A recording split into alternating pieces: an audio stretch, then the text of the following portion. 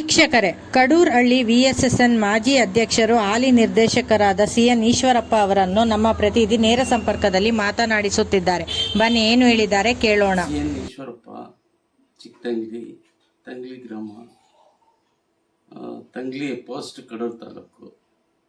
ನಾನು ಸಹಕಾರ ಸಂಘದಲ್ಲಿ, ವ್ಯವಸಾಯ ಸೇವಾ ಸಹಕಾರ ಸಂಘದಲ್ಲಿ ಇದು 7ನೇ ಬಾರಿ ಆಗ್ತಾ ಇರ್ತಕ್ಕಂಥದ್ದು. ಆಗ ಟರ್ಮ್ಸ್ಗಳನ್ನ ಕಡಿಮೆ ಮಾಡ್ಕೊಂಡು 6 ತಿಂಗಳು, ವರ್ಷ ಈ ಟೈಪಲ್ಲಿ ಬಂದ್ವಿ. ಆ ಸೊಸೈಟಿ ಕಂಪ್ಲೀಟ್ ಸೂಪರ್ ಸೈಡಾಗಿ ಮುಚ್ಚೋಗಿತ್ತು. ಅಂಥ ಸಂದರ್ಭದಲ್ಲಿ ಜಿಲ್ಲಾ DCC ಬ್ಯಾಂಕ್ ಅಧ್ಯಕ್ಷರಾಗಿ ಧರ್ಮೇಗೌಡರಿದ್ದರು.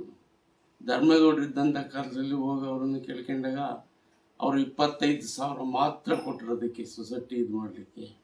ಆಗ ಹೊಸದಾಗಿ ಷೇರುಗಳನ್ನೆಲ್ಲ ಜಾಸ್ತಿ ಮಾಡಬೇಕು ಅಂತೇಳಿ ಸಹಕಾರ ಸಂಘದ ಒಂದು ಸೂಚನೆ ಬಂತು.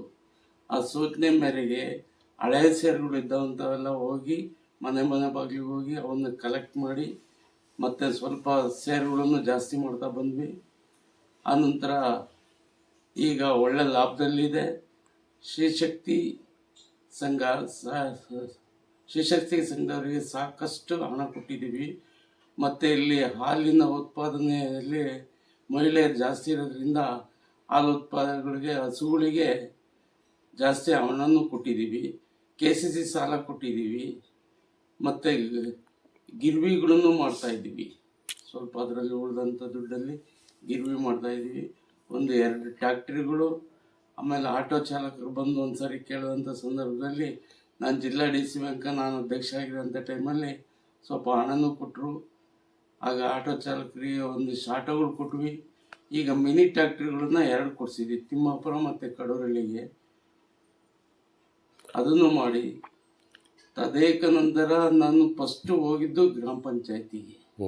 ಗ್ರಾಮ ಪಂಚಾಯತಿಲೂ ಅಧ್ಯಕ್ಷನಾಗಿ ಕೆಲಸ ಮಾಡಿ, ಆಮೇಲೆ ಆಗಿದ್ದಂಥ ಸಂದರ್ಭದಲ್ಲಿ ಬಿಲ್ಡಿಂಗ್ ಅಲ್ಲಿತ್ತು, ಅದು ಈಗ ಇಲ್ಲಿಗೆ ಬಂದಿದೆ.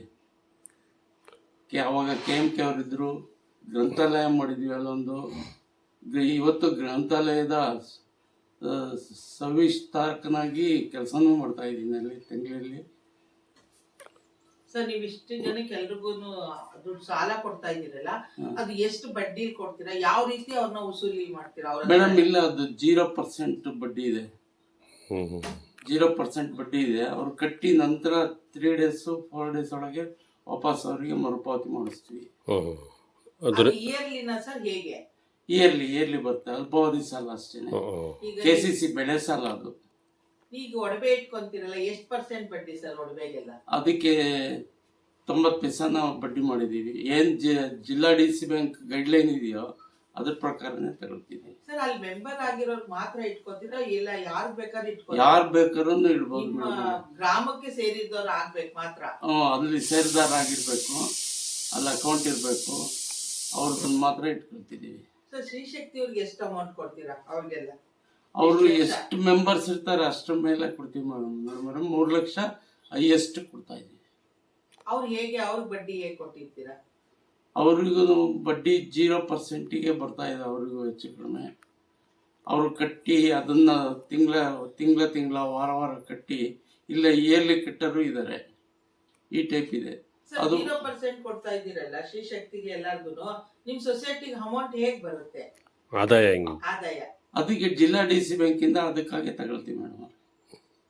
ಮತ್ತೆ ರೈತರಿಗೆ ಏನ್ ಹೇಳಕ್ ಇಷ್ಟ ಪಡ್ತೀರಾ? ಇನ್ನ ಉಳಿದ ರೈತರು ಮೆಂಬರ್ಶಿಪ್ ಆಗಿರಲ್ಲ ಅಂತವ್ರಿಗೆ ಹೇಳ್ತಾನೆ ಇದೀವಿ. ಸಾಕಷ್ಟು ಜನ ವಾಲಂಟಿಯರ್ ಆಗಿ ಬರ್ತಿದ್ದಾರೆ ಮೇಡಮ್. ಈಗ ಇತ್ತೀಚೆಗೆ ಸೊಸೈಟಿ ನಡೆಯೋದು ನೋಡ್ಬಿಟ್ಟು ವಾಲಂಟಿಯರ್ ಆಗಿ ಬಂದು ಅವರೇ ಶೇರ್ ಮಾಡಿಸಿ, ಅವರೇ ಇದು ಮಾಡಿಸಿ, ಆಮೇಲೆ ಆರೋಗ್ಯಕ್ಕೆ ಯಶಸ್ವಿನಿ ವಿಮೆ ಅಂತ ಒಂದು ಮಾಡ್ತಾ ಇದೀವಿ, ಕಾರ್ಡ್ ಮಾಡ್ತಾ ಇದೀವಿ. ಅದನ್ನು ಕಟ್ತಾ ಇದಾರೆ ರೈತರು. ಅಮೌಂಟ್ ತಗೋತಾ ಇದ್ದೀರಾ ಸರ್? ಅದು SC/STಗೆ 0 ಇದೆ, ಜನರಲ್ಗೆ ಇಷ್ಟು ಅಂತ ಬರ್ತದೆ ಮೇಡಮ್. ಎಷ್ಟು ಅಮೌಂಟ್ ಅಂತ ನಿಮ್ಗೆ ಏನು ಗೊತ್ತಿಲ್ಲ?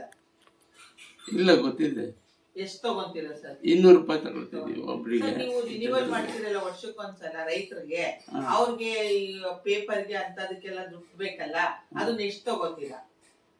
ಅದಕ್ಕೆ ಮೇಡಮ್ ಇವಾಗ ರಿನ್ಯೂವಲ್ ಮಾಡಿಸ್ಬೇಕಾದ್ರೆ ಅವ್ರಿಗೊಂದು ಅಪ್ಲಿಕೇಶನ್ ಎಲ್ಲ ಮಾಡಿಸ್ಬೇಕಲ್ಲ, ನಿಮ್ಗೆ ಸೊಸೈಟಿಗೆ ಆದಾಯ ಬೇಕಲ್ವಾ ಸರ್? ಅಲ್ಲೇ ನಾವೇ ತರಿಸ್ತಾ ಇದೀವಿ. ಈಗ EC ಎಲ್ಲ ಅಲ್ಲೇ ಬರಂಗ್ ಮಾಡಿದೀವಿ.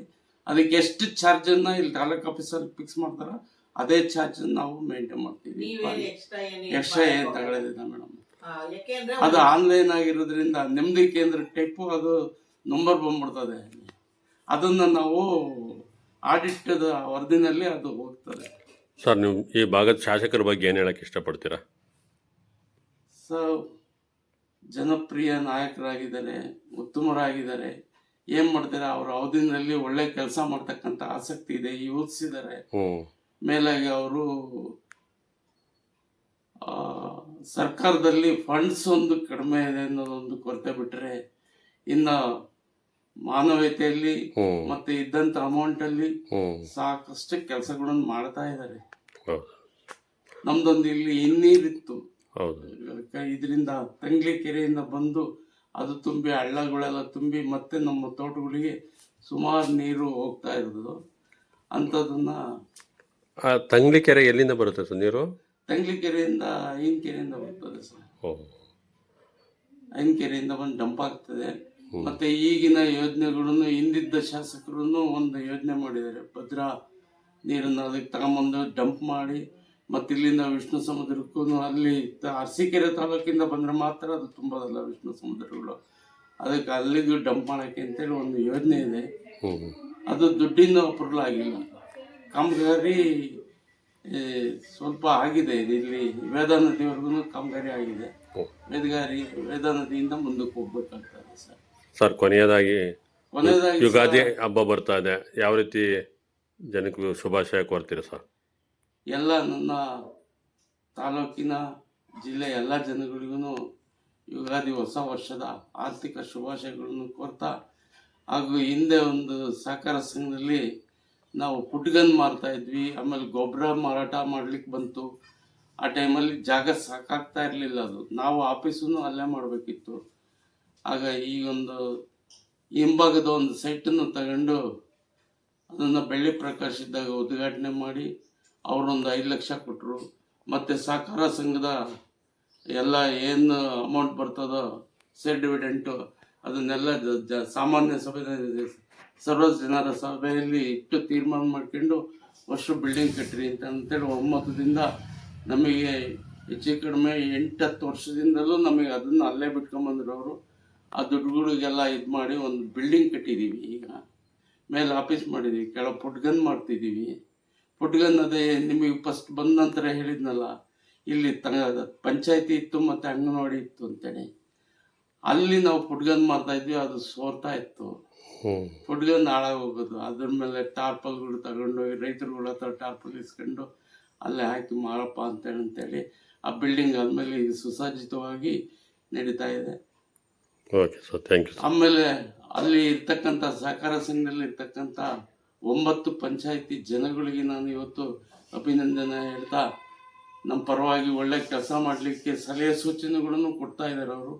ಅದನ್ನು ತಗೊಂಡು ನಾವು ಕೆಲಸ ಮಾಡಲಿಕ್ಕೆ ಅನುಕೂಲ ಆಗಿದೆ ಅಂತ ಹೇಳಲಿಕ್ಕೆ ಇಚ್ಛೆ ಪಡ್ತೀನಿ. ನಮಸ್ಕಾರ. Okay sir, thank you.